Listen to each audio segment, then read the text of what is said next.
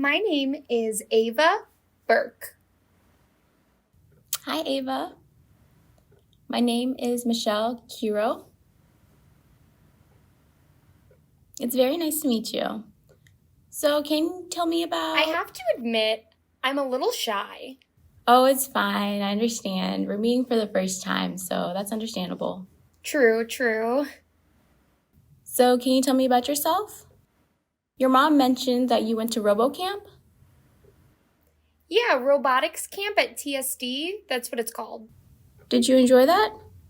Yeah, I loved building robots and all that kind of engineering stuff. Yeah. So, do you prefer engineering or science? Engineering and science. I like both in that case. That's nice to see. I enjoy math as well. I love math too. Between engineering and science, my favorite subject is science. It's more about learning how life works, like chemistry. Yeah, I always enjoy that. Seeing if there's reaction. Absolutely. I'm fascinated with that kind of stuff. Yeah, I'm really glad you enjoy it. So I'm trying to think. It's my favorite subject in school, science. Which one? Oh, science? So in terms of science, what's your favorite part? Usually, I really like learning about cells. Have you ever used a microscope to look at cells? Nope. You haven't used a microscope yet? I've been wanting to, but COVID happened. Oh, right. They said we were going to, but COVID blocked that. So we could have done it, but no. COVID.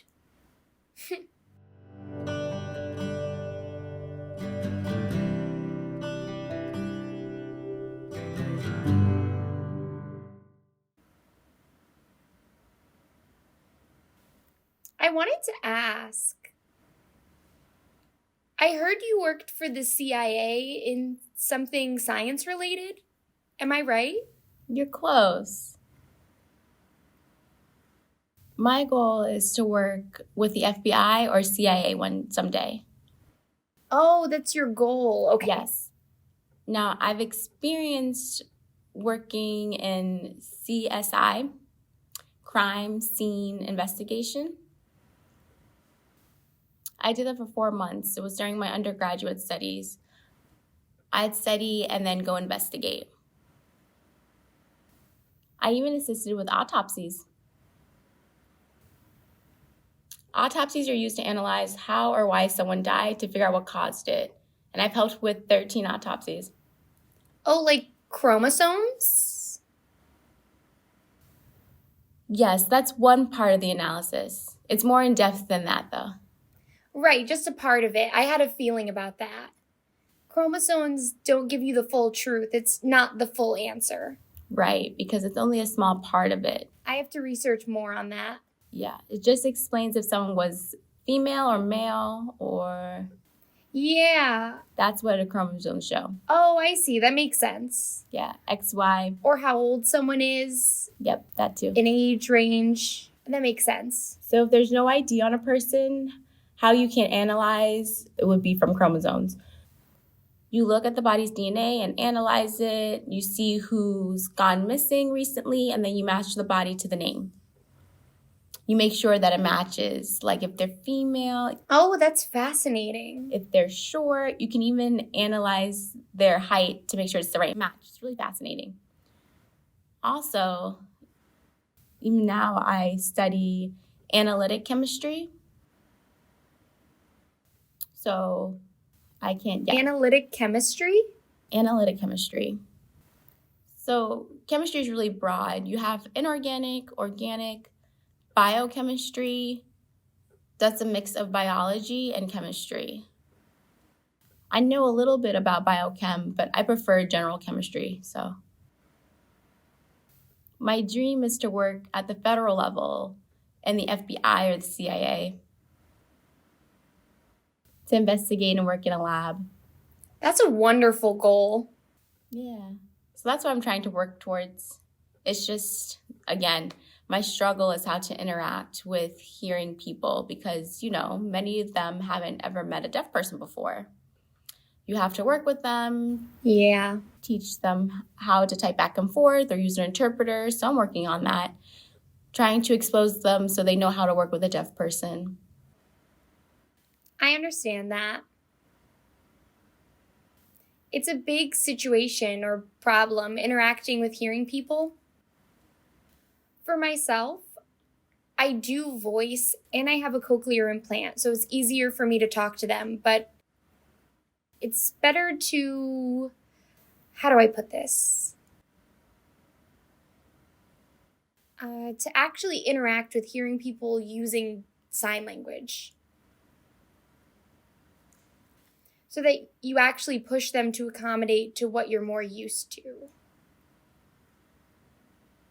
And that will help others who enter the workforce later. Right. And they'll get the support they need because you started that.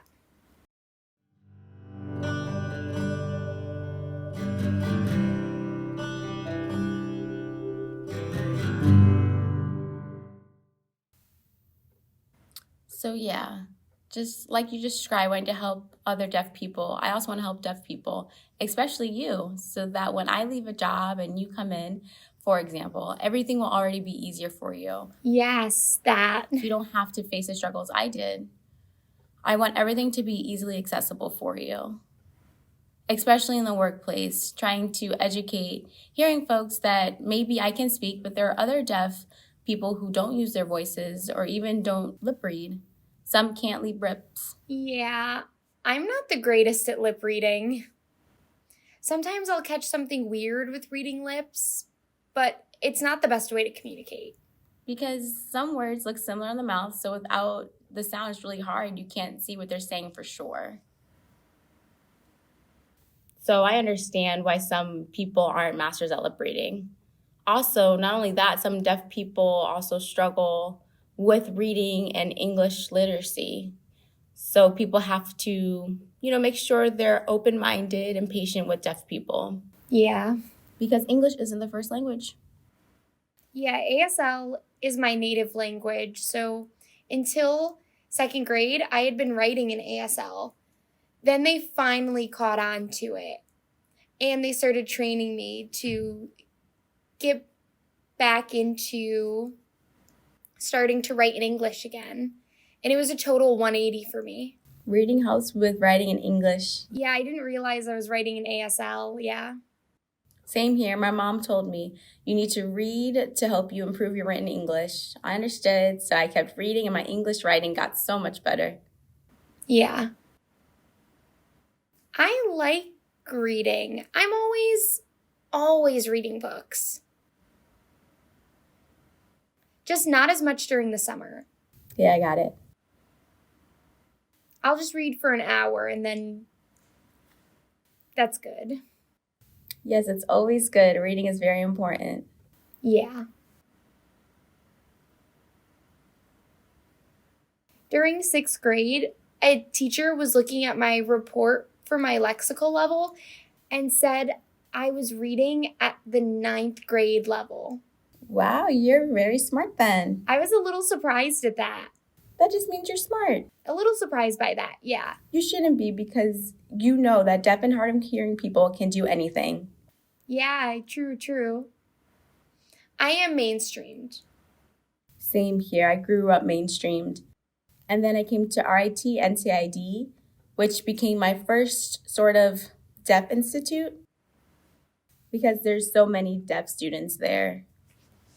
And I could finally interact with deaf peers. At mainstream schools, there are maybe 1, 2, 3 deaf students. It was very limited. But here at RIT, there are many deaf students and there are many different majors like engineering, math, science, theater. They have many different majors.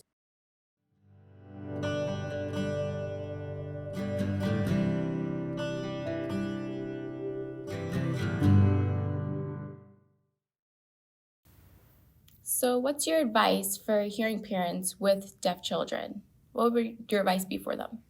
I know you have deaf parents, but those who don't know what to do I don't have with... any experience with having parents who are hearing. I know. Because I have deaf parents, so that can't happen. Well, what's your advice for, okay, a better question. What's your advice for deaf parents with deaf kids? Because they have a different perspective. What's your advice for them? Deaf parents with deaf children? Yes. What's your advice for them?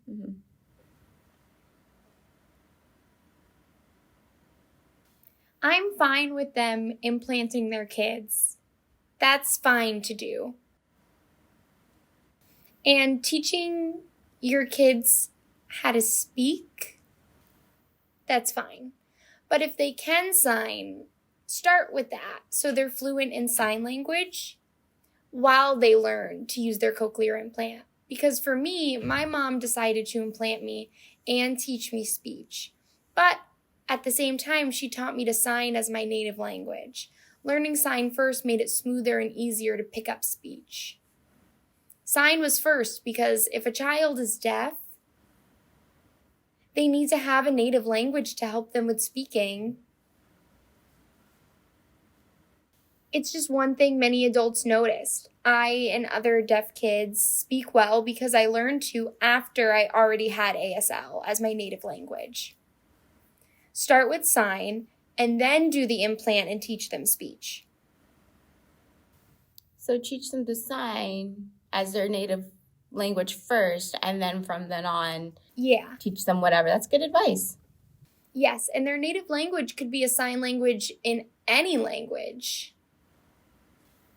So as long as sign is their native language and they can be confident in their understanding, that's what's best. And if you don't know sign, just try your best with sign.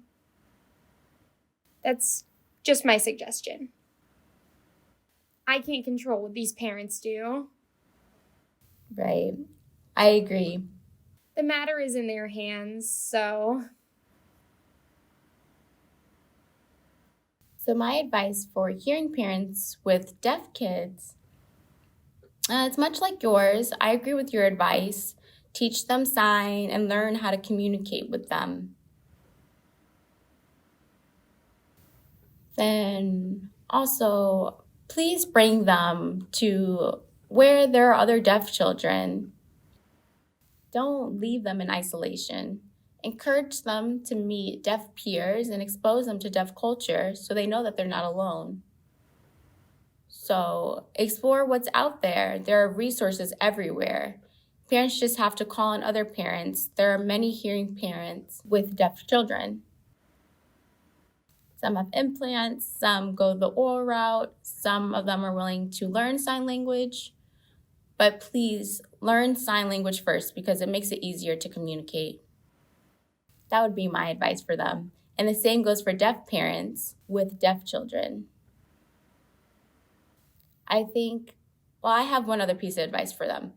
It's okay to send your deaf kids to a mainstream school. It doesn't only have to be a deaf school. Yeah, for sure. Both types of schools are fine options. One thing I've learned is, I could have gone to 2 different schools, but I picked one with a deaf program. Not Texas School for the Deaf, a deaf institute. I could have gone there, but it's 4 hours away.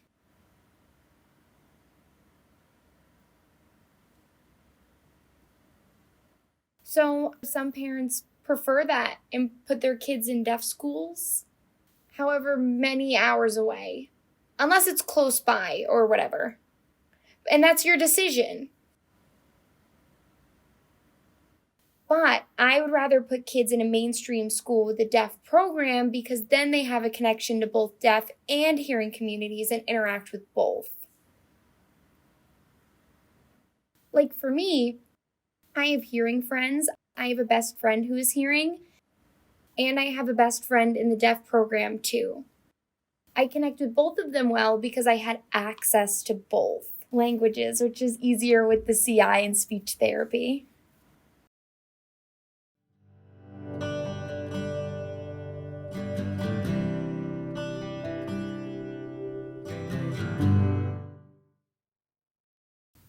Now the next question is, how do you want to sign the last line to wrap up? You could sign it like a clap for a film take or like tying a knot. How do you want to sign it? That's a wrap.